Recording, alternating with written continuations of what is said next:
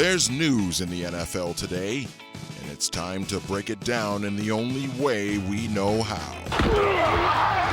Hot Route style. Earl!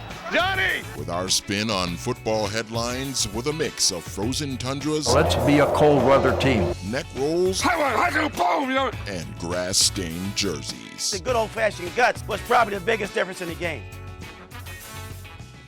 Welcome in, everybody, to Hot Routes, joined by my friend Matthew Coller. A big week for Matthew. The book officially out. Football is a numbers game. I've gotten a chance to dive in. It is awesome. An inside look to the amazing story behind Pro Football Focus and how it got started. Definitely for all football fans out there, you guys have got to check it out. Matthew, how you doing? Where can people find the book? Where can people find you? Yeah, it's kind of an exciting and anxious day, I guess, to, actually get books in people's hands and have them start reading it. But yeah, I mean, I spent about a year and a half reporting on where PFF came from, what it does for NFL teams, where the grades come from, which I think people see them and debate them and maybe don't necessarily know how they're done. And then much more. I also kind of stumbled upon a company that was blowing up and then having, some issues with deciding how they were going to go to the next level. And then also there's a football analytics revolution happening. And the team that I cover, the Minnesota Vikings, are at the center of that. And I interviewed Kwesi Adofo-Mensah for the book as well. So it's a very exciting day. And I hope everybody who's reading it is enjoying it. And if you want to get it, pretty simple. You could just go to Amazon. Football is a numbers game. I assume you'll have the link in the description probably as well. So you could just go to the description of this video and, check it out. But I think it's what I found was a fascinating character that a few people, I'm not trying to promote it this way, but a few people have called Neil Hornsby, the main character of the book, football's Billy Bean, and it kind of having the Moneyball element to it. So I'm really interested to see what people think of the book, and I'm really happy that you took the time to read it. So I really appreciate that, man.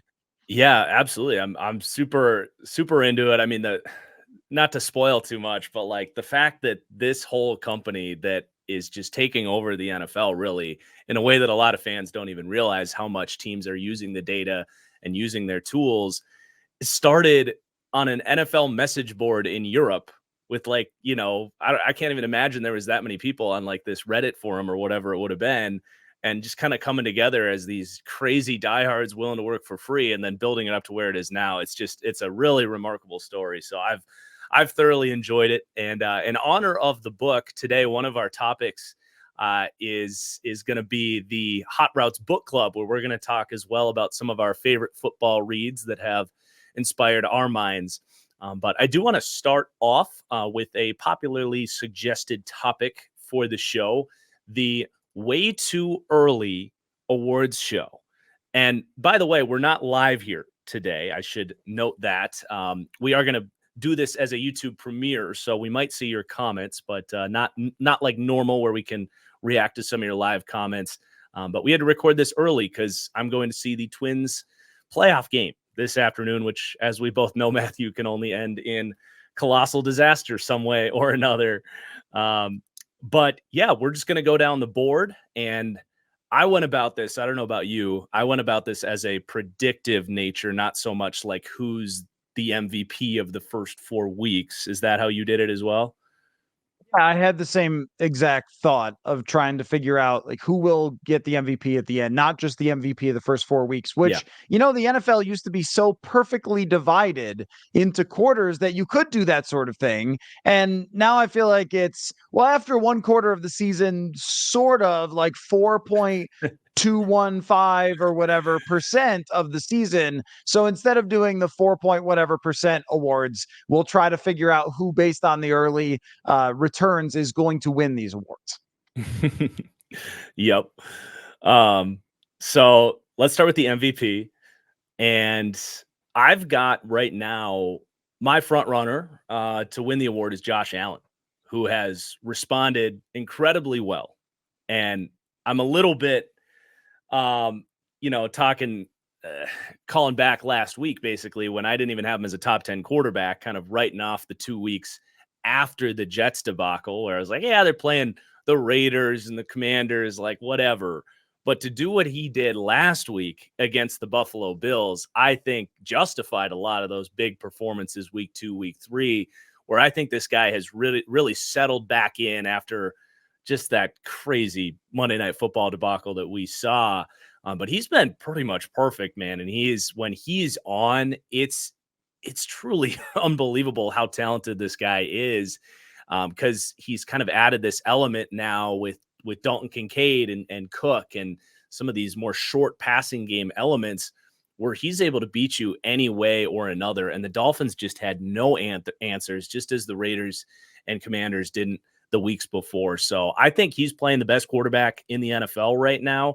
And I think we're now far enough removed from week 1, which, we saw this last year. Joe Burrow ended up in the MVP conversation after a disastrous week 1 as well. So as long as he can avoid performances like that Jets one, I think Josh Allen is in a really good spot to win the MVP.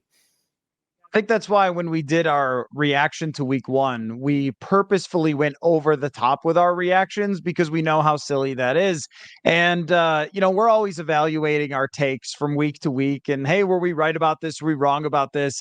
I'm not so sure about your Buffalo might miss the playoffs take. I think that one's on life support because, the thing about Buffalo in general, first of all, Stephon Diggs is playing like a man possessed. And, with him and Josh Allen, that connection is really special and has been from day one. Allen, he just has way too much talent and way too much ability to make them right, even when things are wrong. And we saw that so much versus Miami and so many times during his career. I think it's a good pick, and they might be the best team in the NFL. I think after this win, this is the best win that any team has had. A blowout over a great Miami team is so impressive. And also, just as a side note, Sean McDermott, once again, don't fire Sean McDermott, everyone. I know that people freak out or whatever, but don't fire Sean McDermott. He's extremely good with at his job. But you are totally right. It's a great pick that Allen could just get on a run here and steamroll to, 13 wins, 14 wins. Like he's shown that he can do that. And if they get to 13, 14 wins in a division with that type of strength, yeah, you're talking about the quarterback being the MVP. Of course, going into this week, I would have said Tua Tagovailoa, which still could very much happen. He still played okay in that game, but I don't know that he is going to get the same type of credit as Josh Allen, because Josh Allen is so much their offense, their centerpiece, where Tua has kind of looked like as a point guard, where all he's got to do is understand Mike McDaniel's plays and then get the ball to this guy, get the ball to that guy. So even if he has the best stats, it's going to be hard for him to win the MVP. So I went with Lamar Jackson, who I thought put together one of the best quarterback games of this season, considering the competition. The Cleveland Browns had been this great, fantastic defense that had just mauled everybody, and Lamar just dropped dimes. Just reminder, everybody, Lamar is a great thrower of the football, and he made some awesome throws in that game. And I think that what we're seeing is, some early returns on that offense, the changed offense from Greg Roman. It's like, okay, there's going to be a little growing pains. And I felt like it was this week where it started to click a little bit more. And eventually, I think they're going to get Odell back and so forth. They've had some injuries. They've been beat up. But that's another one where you could see the momentum building and them starting to get on a run. And also, I think that division, we looked at it going into the season. This is why everyone's wrong about football all the time. I would have said strongest division in football. It's not the strongest division in football. I think there's going to be plenty of opportunity for Lamar to win a lot of football games and put up great passing and rushing numbers and have a chance at winning another MVP. I think they would give it to Allen over Lamar because he's already won one and voters are weird like that. Yeah. But I think at the end of the day, he's going to have a chance to be in that conversation. Yeah, I had Lamar second as well, because this really was the second week where he definitely put the team on his back. That Bengals win too. The Bengals had no answers for Lamar in that game. And you're totally right. Some of the plays he made against this Browns defense that we've been talking up like crazy. He's stepping up in the pocket, hitting throwbacks to Mark Andrews, he made a couple late in this game too, where the rush gets in and he just kind of calmly steps up, hits a underneath, little bender for a first down. He hits the throw to Mark Andrews in the back corner of the end zone. The first time I saw it, I was like, that's one of these just F it, like, what are you doing throws? And he got lucky and the tight end, went up and found the football. But you watch back the replay and he perfectly elevates it over that first row of defenders to the point where the DBs couldn't get up and get it. It was really a special throw. So I couldn't agree more. I think Lamar is right there with Josh Allen. And he's got that narrative, I think, does build for him, where the Ravens have now turned the keys over to him and they're going through all these injuries. And he's really putting the team on his back. So I like that too. I did real quick want to shout out Matthew Stafford, who just continues to just throw darts left and right. And if the Rams are a playoff team and Stafford gets all the way through and he throws for 5,000 yards, 40 touchdowns, which I didn't check, but I imagine he's on pace for, I think he might enter the conversation. I think he's playing the best football of his career right now. And that certainly was not expected either. So he'll have the narrative working for him, but we'll see if he can keep this up. What did you have for Offensive Player of the Year? Yeah, real quick, isn't it interesting with the MVP conversation that there's two quarterbacks who might be able to put their name in the ring who just won't get credit for it because people don't think they're good, which is Brock Purdy and Jared Goff. No one thinks that those guys are good.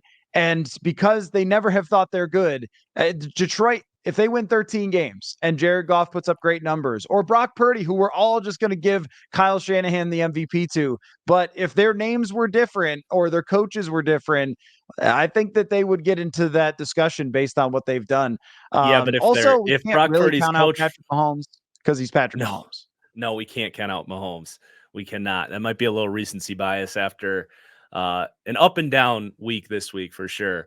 But yeah, I mean, with Purdy, like, if his coach was different, he wouldn't be doing this. Like, I think we all feel extremely strong about that. And if he was making throws in a different way, we might change that idea. But it just, the way he plays totally backs up what we kind of know about that system and how it's working. But it's not that he hasn't been awesome, right? Like, you can still get credit for doing a lot of stuff on your own without having to be the best, I think. But yeah, Offensive Player of the Year. Who did you have for that one? I mean, it's such a hard discussion because it's like, I don't know if Steve Young is as good as he is without, or Joe Montana or whatever. It's like the age old kind of, hey, Jalen Hurts is in that MVP discussion last year. And do you think that those wide receivers helped or the coaching helped or whatever? So I don't know. I want to give more credit. Also, when Nick Mullins started for San Francisco, they won like 4 games. Yeah. So anyway, I just tend to lean toward like, what was the production? But Offensive Player of the Year is a wide receiver award from now on, right? I mean, and I like that. I like that if it's going to transition as it has the last couple of years to who's the most valuable offensive player. Yeah. And unfortunately, I think the world is too far away from giving it to a tackle or a guard or a center. Jason Kelce is still a guy who I think, he's getting more popular now, but could have been like an Offensive Player of the Year in like 2017 and so forth. But we're not there yet as a society. So how about Tyreek Hill? I mean, I won't, because I cover the Vikings, pick Justin Jefferson. He's certainly deserving, but if the Vikings win like 7 games and Miami's in the playoffs competing for a Super Bowl, Tyreek has been, it's crazy to say, better in Miami than he was even in Kansas City, even more of an impact player. And Mike McDaniel is just a sociopath with the way that he gets him the football, even though everybody knows it's coming. And I don't know, like, I've never seen a player who never loses speed as they go along in their career. Maybe like Deion Sanders or something. But I mean, aside from that, he's just as fast as he was when he first came in the league. And now he's a more mature player and he's being used in so many ways. He is the centerpiece of that football team. And I think he's got a great case. Well, I'll let you make the case for other people, but that's who I would pick right now. Yeah. I did have Tyreek number 1. I think the biggest thing for him has been cleaning up his like ball security with his hands and less drops and just becoming so much more reliable. Not that he wasn't reliable before, but now it's like, he's not going to screw this up if he's wide open. He's not going to drop it. He's going to come down with like tough contested catches too, because he's so good at like winning body positioning, even though he's only 5'10", but he's like this, he's not just a 175-pound track star. He's like rocked up and can handle contact down the field. So yeah, his production, his impact on that offense, I think does make him the front runner right now.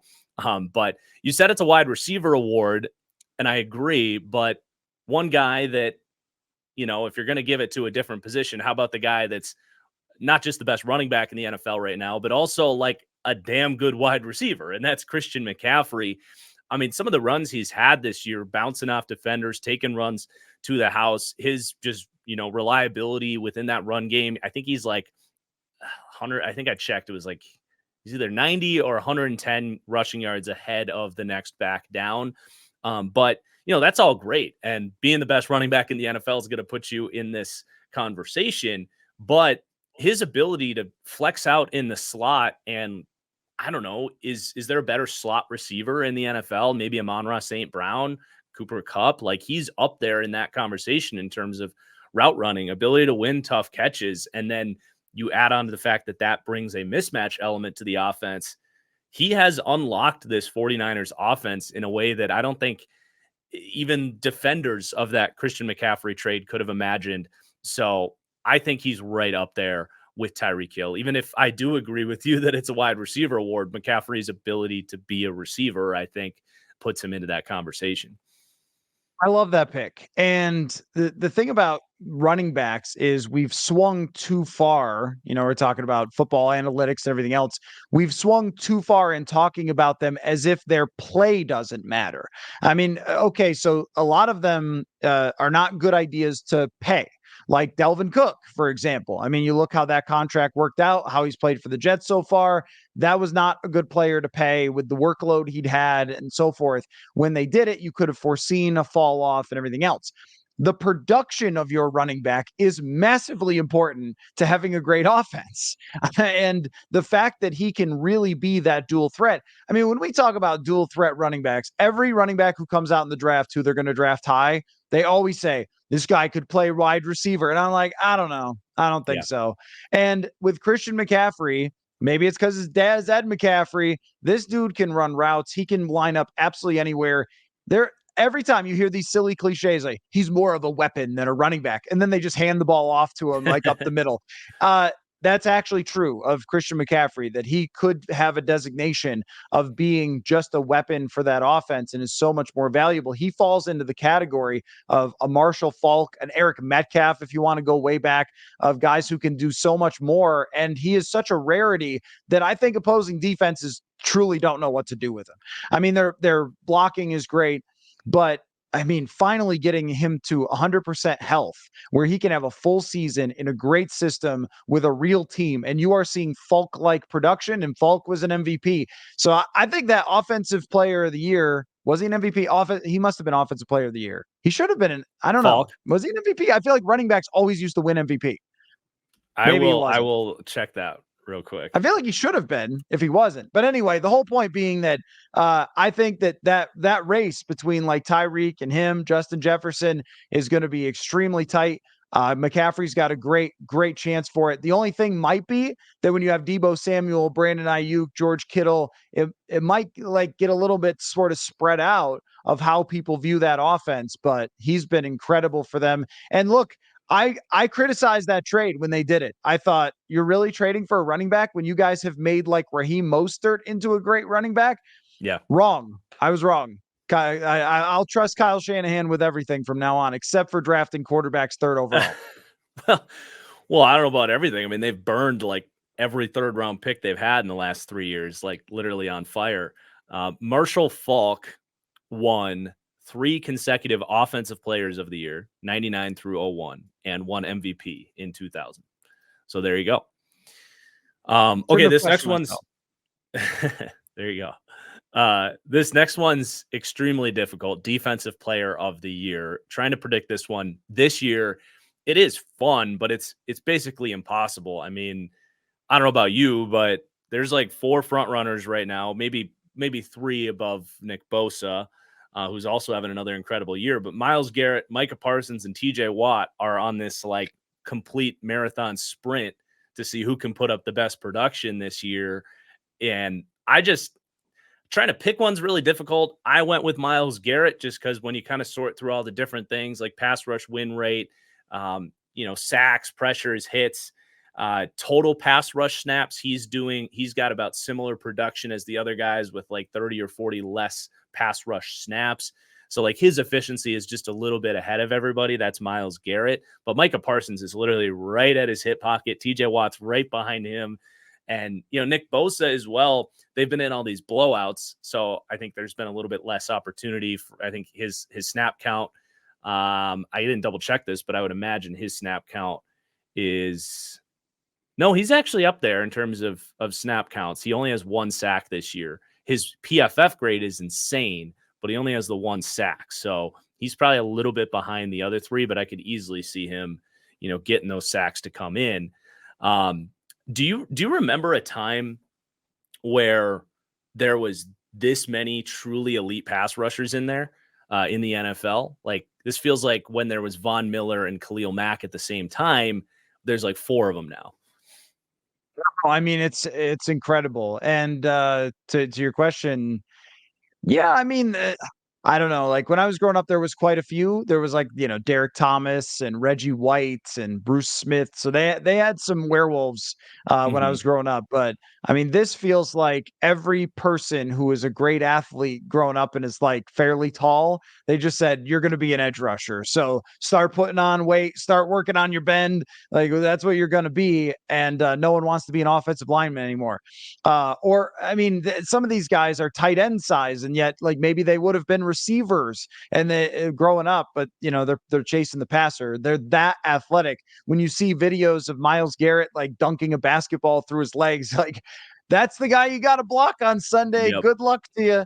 But I'm going to go with somebody you didn't bring up, who I think his consistency has been incredible and his production so far has been good, but it will come as the season goes along. And that is Aiden Hutchinson, number 2 overall pick last year to the Lions. Right. You could see it last year coming along, but he is leading the NFL in pressures by PFF right now. And I am just captivated watching this guy. I mean, that's a classic case of the NFL overthinking it.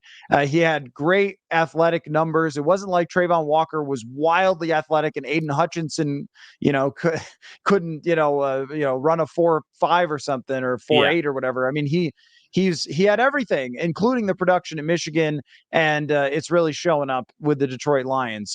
We were talking about how it's a receiver award on the offensive side because of the bevy of pass rushers. I feel like it's going to be a pass rush award, and it will be very, very hard, especially with the NFL and interceptions don't happen as much anymore. Very hard for corners, very hard for linebackers.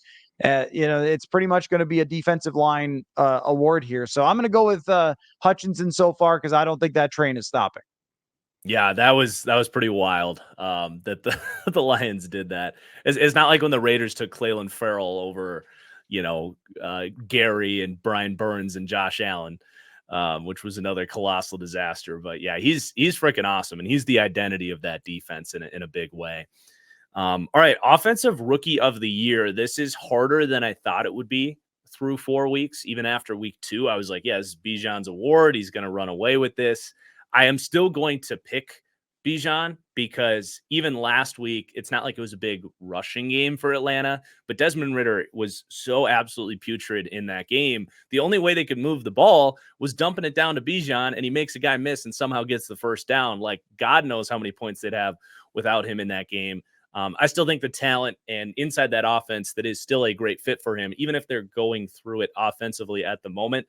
I still think we're going to look back and his production is going to be pretty damn insane when the season's done. But there's some other really difficult picks here, and I'll pass it over to you, and I'll just talk about anybody else that you don't pick here. I'm going to go with the future of the Houston Texans organization, CJ Stroud, who I could not have enjoyed watching more this week. And another thing, too, I really enjoyed the clips that were put out in his post-game press conference where he basically said, like, put Houston on my back. Like, I am the captain now of Houston. And I thought that was great. Like, I mean, he didn't say it in that cocky of a way. It was much more humble, but it was basically like, this is what I'm here for. I Yeah. am here to take this organization back to relevance. And he's done that already. I mean, you beat Pittsburgh the way that they did. That's not an easy team, not an easy defense to beat. And this dude is getting more confident by the week. He's going to get some offensive linemen back at some point. He's been doing it with horrendous offensive linemen. He's got some good weapons. He does not have great weapons. There's no Tyreek Hill. There's no Justin Jefferson. I think the sky is the limit for him. But the fact that he has already shown this much, I think that the momentum for him, the discussion over him is going to continue to grow week to week. And then at the end of the year, he might end up being a top 10 quarterback. We were talking about that last week, that we liked what we saw. And it was like, okay, but it's a long season. He might end up being a top 10 quarterback in the entire league by the end of the season. If you do that as a rookie, it is so hard to come in as a rookie and have success. You and I certainly saw that watching Bryce Young this week. I'm just so impressed with him. I mean, Richardson has been right there as well, but I think that Stroud is the one who has looked like the most complete quarterback and is going to have a good chance to win that Rookie of the Year. Yeah, I'm right there with you with Stroud. I had him second. His ability to handle pressure has really been better than I expected. He's looking like the Georgia version of CJ Stroud, not the rest of his career CJ Stroud, where that was one of my worries on him, was how he was going to navigate pressure. And he's been so cool, calm, and collected. Got to love everything you've seen there.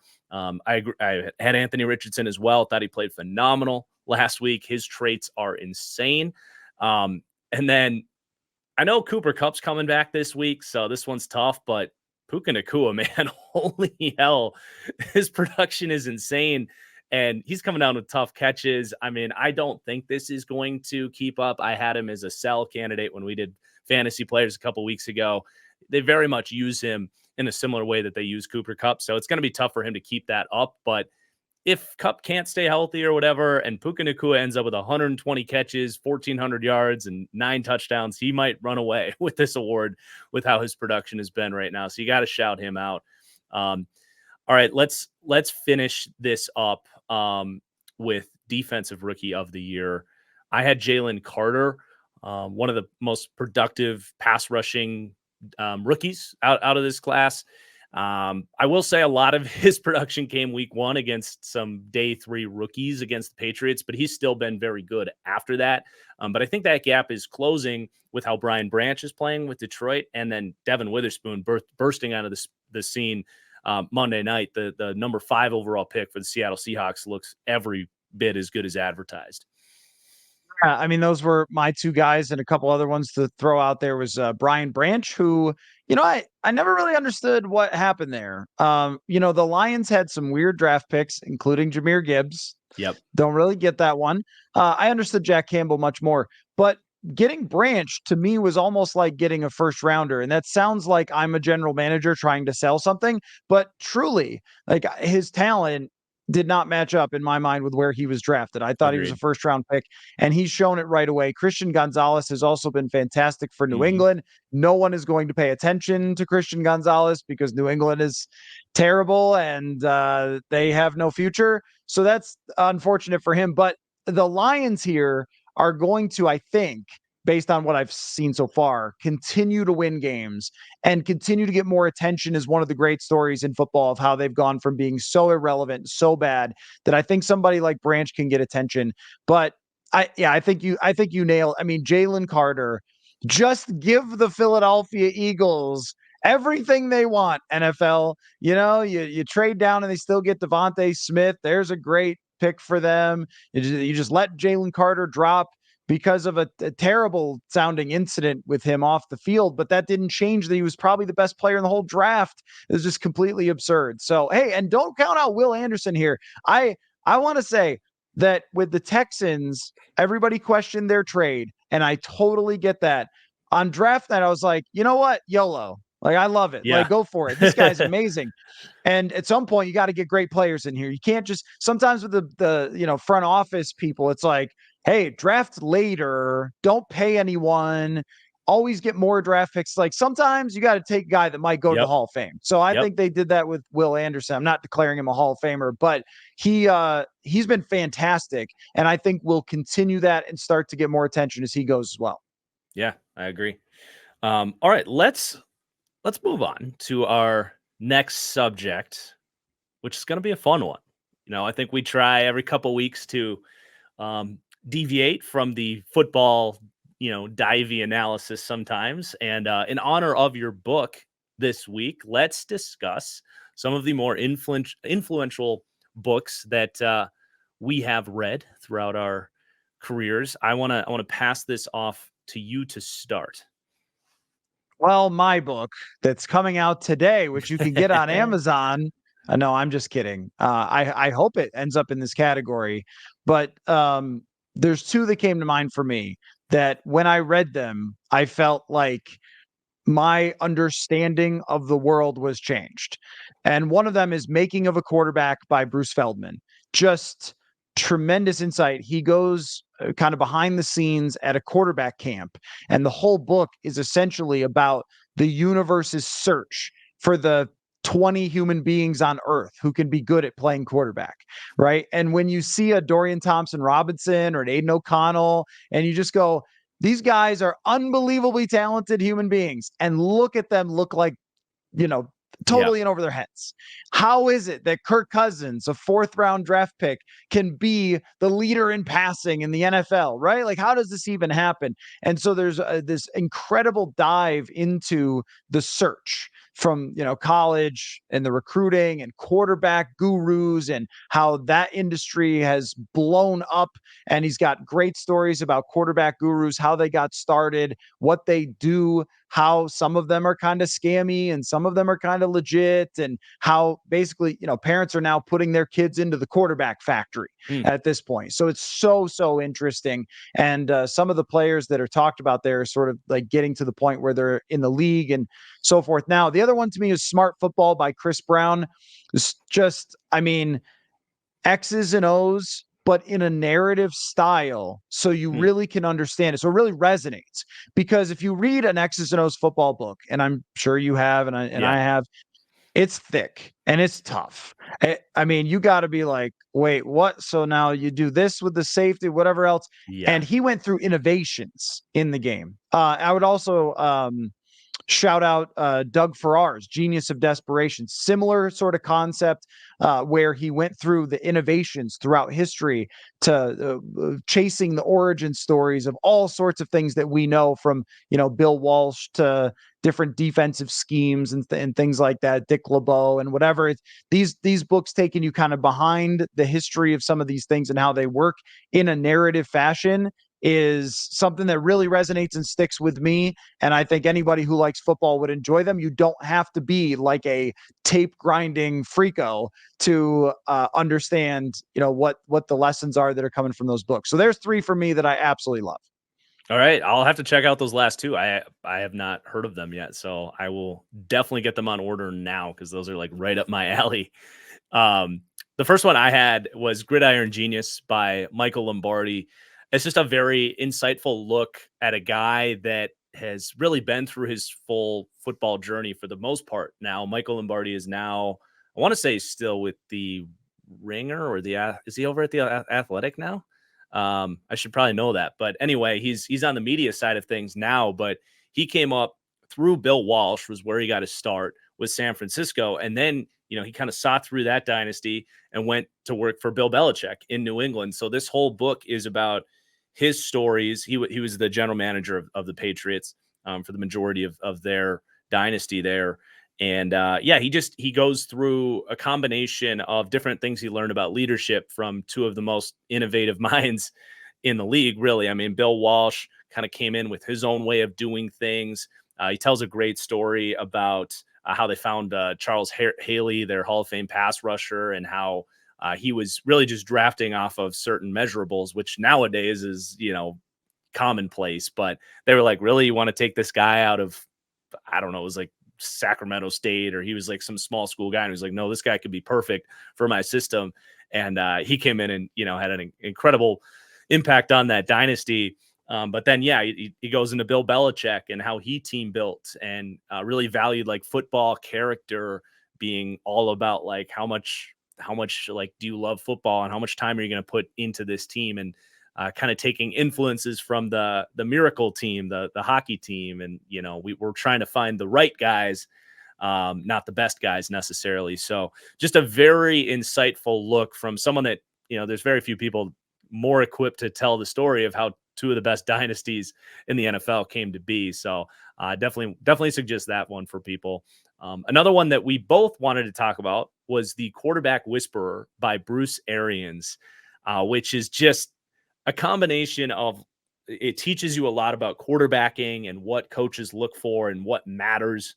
The most memorable thing for me from that book is how Bruce looks for passers, not throwers, where you need guys that throw with anticipation and can see things before they develop. Throwers wait till they see it to throw it. And that has really stuck with me in how I evaluate quarterbacks. So there's a lot of good kind of like bits about how to look at the position, but also Bruce Arians is such a fascinating guy, one of the more unique characters. And having seen him won the Super Bowl after I read the book just made me so happy for him, because he's been through this crazy journey, wasn't really willing to suck up and kiss ass to get a job as a head coach, and just went through this gauntlet of interviews without getting an opportunity. He had cancer and just has been through a lot of things. And it's a great book.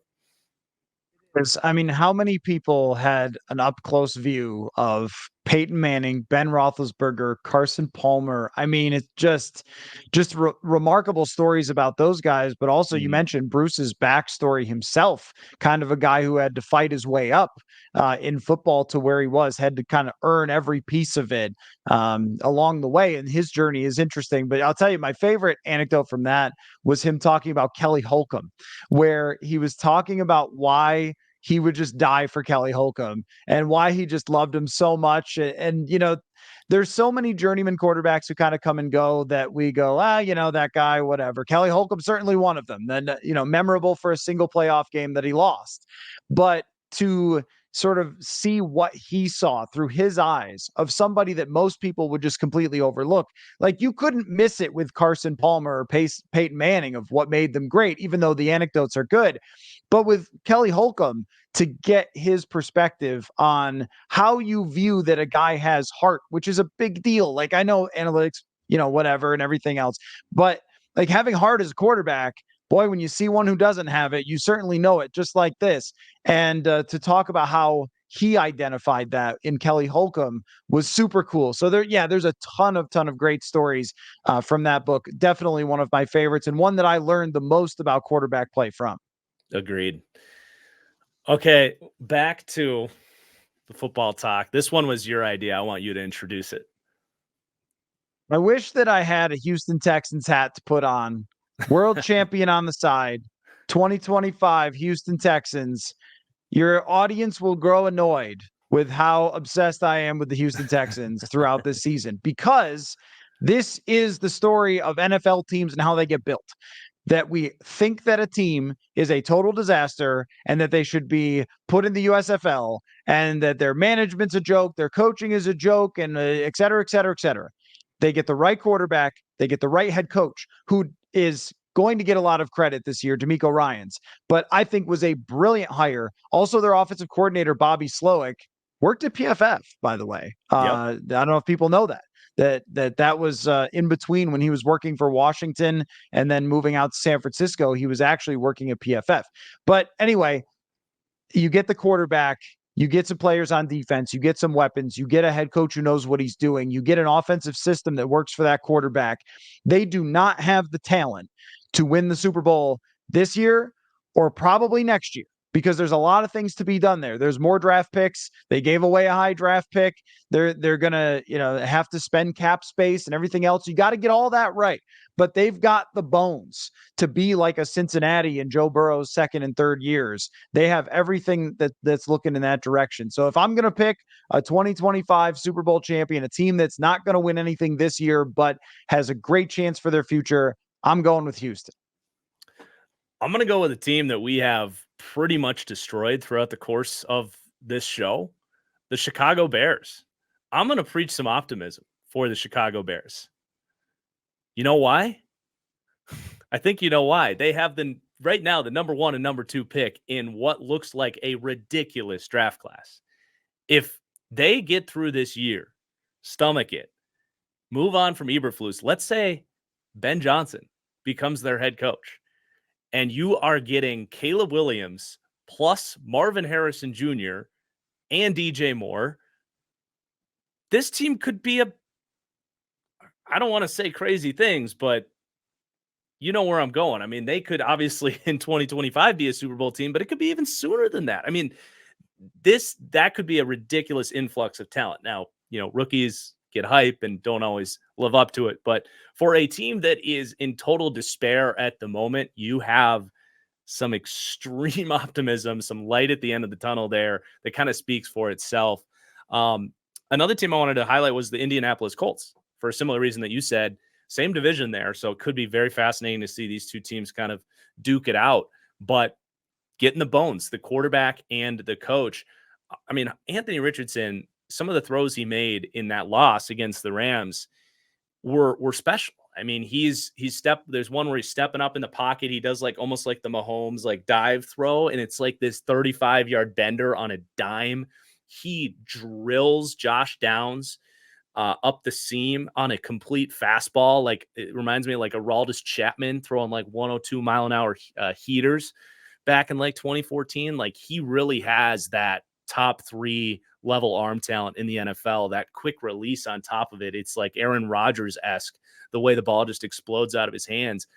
The pocket presence has been exceptional for him. The rush doesn't phase him. He just glides and navigates.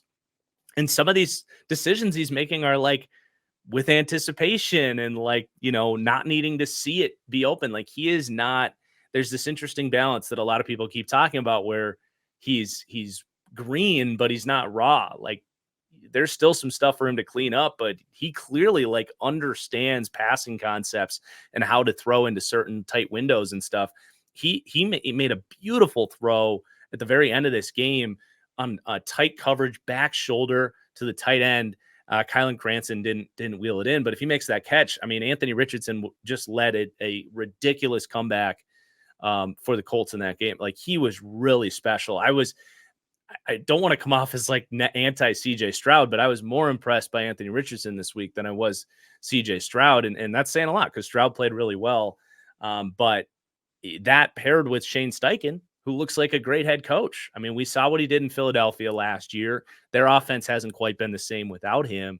But that scheme with Anthony Richardson's mobility and his greenness of a quarterback to kind of create these half-field reads and simplify the offense so that he can play fast, it's this perfect marriage. So, I mean, yeah, for the Texans and Colts to both be kind of at the top of our list here for teams with extremely bright futures.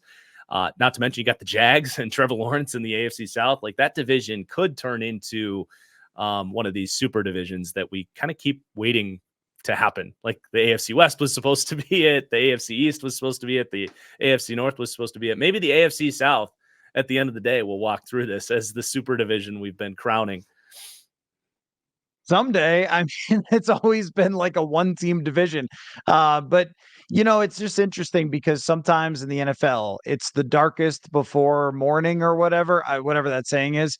But it's like that, where you feel like there is no hope and it's in complete despair. But the NFL rigged the rules. So if you're bad, you get great players. And that's how you build championship-level teams and draft quarterbacks like Anthony Richardson.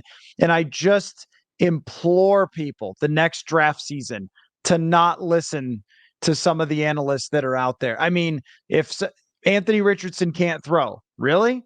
Did you watch? I mean, did you watch any of Florida where his receivers were dropping passes and their offensive system was horrendous and their line wasn't any good and they were playing great competition and Richardson was fighting and battling and making plays every week? This is not different from the guy I saw at Florida. He's just got a real team. And his leadership looks great. Stroud's leadership looks great. I think that's really important for both of those quarterbacks, that both of them seem like franchise guys right from the start. They're going to have bad weeks because they're rookies, but there's no doubt to me that both of these guys are going to keep fighting. And even when they've faced some adversity, and this is a Justin Fields point, I feel like Justin Fields is the opposite of these things. Somebody who has not put a franchise on his back, somebody who seems to cower when things are going poorly for him. Yeah, it's more than just, hey, what's your talent level? Because I think Fields is just as talented as some of these guys. But I mean, I can't help but agree with you about Chicago. You draft 1 and 2 or 1 and 3 or 2 and 4 or whatever. It's going to help your chances. Where I'm a little bit hesitant is just the leadership that they have right now. I look, everybody makes mistakes. The Vikings, Kwesi Adolfo-Mensah traded down in 2022 when he probably should have just made his pick. Everybody makes mistakes. You go through every team with a fine tooth comb and find a bunch of bad moves. Trading for Chase Claypool is one of the worst moves I've ever seen in my life. From the minute it happened, like, why would you trade for a player that Mike Tomlin doesn't want anymore, who clearly had the character problems to go along with it? I mean, I don't understand why you would bring that guy into your building, number one. I mean, even at all, much less for the 32nd overall pick. Just insane. I mean, pouring money into the linebackers. Like, what are we doing here? Like, a lot of these moves from Chicago have looked pretty tough. So you're going to have to rebuild a roster with a leader at general manager that I'm not really sure knows how to build a team. They had tons of cap space. They've had the high draft picks, and it does not look good. But like I said, it can look horrendous, and then the next day look great. How about last year? Like, Jim Irsay's hiring a high school coach off television, and we think, is there any more dysfunctional franchise? Dysfunctional like a fox in Indianapolis. Maybe it's the same way in Chicago. I think those are great picks. I'll throw out one more. Call me biased if you like. I think if you draft the right quarterback and give him Justin Jefferson, Christian Darrisaw, Brian O'Neill, Jordan Addison, Kevin O'Connell, you've got yourself a pretty darn quick rebuild right there. Like, you don't have to be terrible. You get Drake May and whatever $30 million in cap space to spend on your defense. It could turn around pretty quick. I would never predict the Vikings to win a Super Bowl, but it could be different very soon if they draft the right guy. Yeah, you're definitely not wrong. It's just, can they stay out of their own way and make it happen? Because they very well could go on a run here and end up with the 9th pick and find that very difficult to find the right quarterback, which is probably what I would predict. But we'll see. We'll see how they play this out. I was just going to agree with you about the Bears GM. Like, that's the concern. He's been really bad. We don't need to drone on about it, but he's been really bad. So the other side of the coin here for our 4th topic, we just talked about like teams that have a very bright future. Let's talk about some of these teams that I'm literally scratching my head right now. Like, where do we go from here? Like, they are in hell at the moment, not even just purgatory. I actually had the Vikings on my list for this one, just because I do think they're going to go and heat up a little bit and have the same Kirk Cousins question in January. Again, we'll see how that plays out. But the first team I want to talk about here is the Las Vegas Raiders. Like, they've made their own bed here, but like, literally, where do you go other than just blow this thing up? I know it's difficult to say that, but this definitely feels like the team that, like, Devontae Adams is not happy. You got Jimmy Garoppolo showing yet again that he can't stay healthy. And even when he is healthy, he's not going to elevate anything here. You have a head coach that nobody believes in. You still have yet to build anything on this defense other than Max Crosby. The early returns on the Tyree Wilson pick look horrible. You got Chandler Jones just got released. Like, what the hell happened there? You have got to just detonate this thing and start over, because this ride of being the 26th team in the NFL is just not sustainable for anybody. There's a lot of teams that need Caleb Williams, that's for sure. I mean, imagine if the NFL didn't have a draft, that it was just a bidding war. You're $500 million for Caleb Williams somebody would give up. I mean, the Raiders are about as lost of a franchise over the last 20 years as there has been in professional sports. And I don't know what they were thinking was going to change this. I mean, I thought they made the right move in moving on from Derek Carr and the wrong move in hiring the coach that they hire, but they can always fire him later. It's just, if you do the thing where you win too many games to be at the top, I mean, there is that. You're talking about that with the Vikings. I do think that it's not always the top quarterback who turns out to be the best.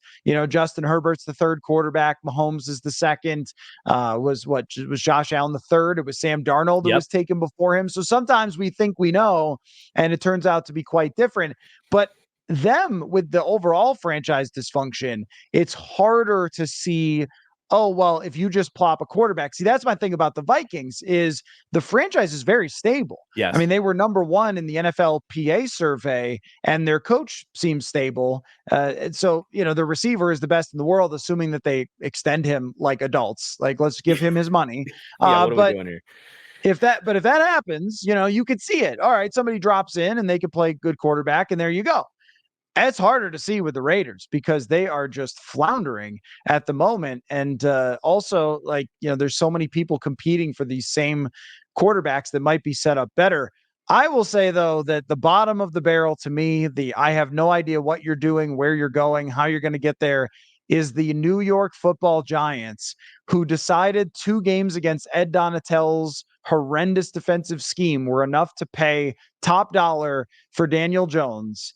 And it's a mess. Their offensive line is a mess. Their defense isn't that good. They don't have a lot of weapons. They thought Darren Waller was the answer, which would have been amazing in 2020, but not anymore. Yeah. And I mean, honestly, I think Daniel Jones has some Ryan Tannehill vibes. He is a guy who I think if he goes to another team and it's a good team, he could get them back to the playoffs. I think he's good enough. He can't play for this team. So now what do you do? I mean, I know it's not a long-term contract. Do you just draft somebody else this year and just say, I don't know, I guess whatever. But there is only so many first-round draft pick quarterbacks to go around. I don't know. They seem to be completely lost in the woods. Yeah, I do have some confidence in the coach still. I think very highly of Brian Daboll. It obviously has been a rough couple of weeks. I'm curious to see how he kind of tries to pull them out of this. That offensive line is one of the worst I've ever seen. So feels like if they could just fix that, they could kind of course correct some things here. I'm definitely concerned. Like, they're not even really targeting Darren Waller. Like, where's the scheming and trying to like that? I thought Brian Daboll would kind of have figured out, but yeah, they're not really functioning right now. It's agreed, a complete disaster. There's 2 other teams I want to hit on kind of in the same bucket. New England Patriots and the Pittsburgh Steelers. Both teams spent a mid-first round pick on a guy that we said was okay, but would need kind of a perfect situation. And even, I mean, I'm not going to say these are perfect situations, but even then, these look like 2 quarterbacks that it's tough. Like, Mac Jones has had some good games, but these guys just don't feel good enough, and they're kind of sunk in. And they're 2 teams with older defensive head coaches. I don't have an answer here, but they're in a really tough spot. I don't know if you have anything to comment on those 2 teams. No, I totally agree. And I think that a major part of it is I see it with both quarterbacks, probably more Mac than Pickett, but I see it. I see why they were first round picks. I see why they weren't high first round picks. They are very Brock Purdy-ish in their talent and probably a little even more talented than him physically. But they are playing for antiquated coaches with bad offenses and bad weapons. The Patriots' offensive line is almost as bad as the New York Giants. It's an abomination. And these are not quarterbacks who can make up for that. I mean, I think that, okay, San Francisco might be the exception, but even take like a Philadelphia and a Jalen Hurts. Like, if you take Mac Jones and put him on Philly, if you take Kenny Pickett, I could see it. I could see you having a Ryan Tannehill Titans type of do enough, work around the weaknesses, because they both are NFL quarterbacks. But if you put them in systems like what's going on in Pittsburgh, that looks like, I don't know, is that my Madden 94 offense? Like, what is going on? Yeah. It just looks miserable. It's like the least creative offense that in the entire NFL. And then with Belichick, I mean, look, age comes for everybody at some point. Hey, by the way, looks a lot less genius without Tom Brady. It's probably a coincidence. I think that it's what a coincidence and a strange occurrence that's happened. But also, they've built that team horribly. Like, they had cap space and the rookie quarterback, and that is the golden goose. And they got Nelson Aguilar or something last year with all that money. I mean, it's just, 3 tight ends, right? I mean, like, I don't know what happened. Where did it all go? Yeah. So yeah, I think those 2 franchises are lost. I'll give you one that I don't think people ever talk about as a lost franchise because they've been competitive for a long time, and that is the New Orleans Saints. Derek Carr is Derek Carr, folks. Yes. And at least the thing with the Giants and the Raiders is they could pick a quarterback and then solve a lot of these problems. They're not going to pick a quarterback in New Orleans. They're going to trade up 3 first rounders for an edge rusher or something, and they're going to spend a bunch of money in free agency. They're going to keep overrated players that they have in their building, and they are going to be the mediocrest mediocre thing that has mediocred. And to me, that's more lost than that is I see no path for you to ever be a Super Bowl contender. Not like, well, if the Giants lose all the games and they take Drake May, and then maybe, like this to me is the hardest place to be in the sport. It's the reason why the Vikings didn't extend Kirk Cousins, because they've lived this. They've lived the mediocre life and they want to break out of it. Yeah, I mean, you're preaching to the choir there. I went really hard on that signing. I thought I went as far as saying it was the worst signing of the offseason at a point in time because it just made no sense. And something happened last year in Las Vegas where he lost any semblance of, I mean, he was already a timid passer who was afraid of the rush. Something happened that made him even a worse quarterback last year. I mean, I pointed out that Andy Dalton was a better quarterback than Derek Carr last season. And in Andy Dalton's one start for a horrible Carolina Panthers team, he played better than Derek Carr in all 4 of his games. So that just made absolutely no sense from the very beginning. And it's almost unfortunate for that. Like at the beginning of it, it was fortunate that they were in such a bad division because they were like, maybe we can win 9 games and get to the playoffs. Now it's unfortunate because they're going to win too many games because their division's so bad. And they're going to end up in that purgatory spot. Let's finish up with our final category here. I've been enjoying doing this. It's just a nice, easy way to kind of preview the upcoming season, upcoming week, where we just kind of pick back and forth the best upcoming matchups and break down the matchups a little bit as well. Do you remember who got the number 1 pick last week, Matthew? I don't either, but you know what? I'm just going to take it. How's that feel? Take it. Okay, I'm going to take it because I want to pick the game in London, Jacksonville versus Buffalo. I love London games. I am sure they're not really that legit based on what the teams have to go through, and the results aren't always fair. The turf sometimes is awful. Like, whatever. I don't care. Waking up at 8:00 in the morning, wandering down and watching football is great. And this to me is Jacksonville's opportunity. If they were playing Buffalo in Buffalo, and no, you're in trouble there. You got a chance. You got an opportunity playing overseas against a really great team. And Jacksonville, let's not lower the bar for where we expected them to be. The bar for them is you should be at the top of your division and you should be a contender in the AFC. And I think Trevor Lawrence has played well enough to be there at times, but not maybe the rest of the team. So they got a chance to kind of prove that it was a little sputtery off the start. But if they get a big win against Buffalo, different story from here. So I love that. Start the day with some great drama from the beginning.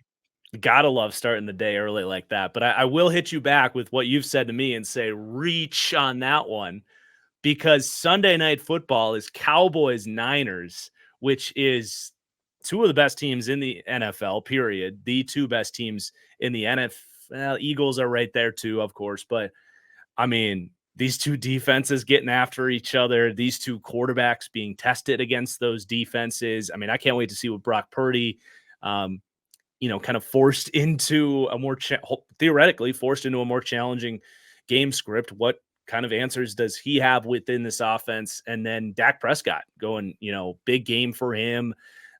Bounced back last week, but was not great against, the week before that, obviously against Arizona. The Jets game was kind of like whatever.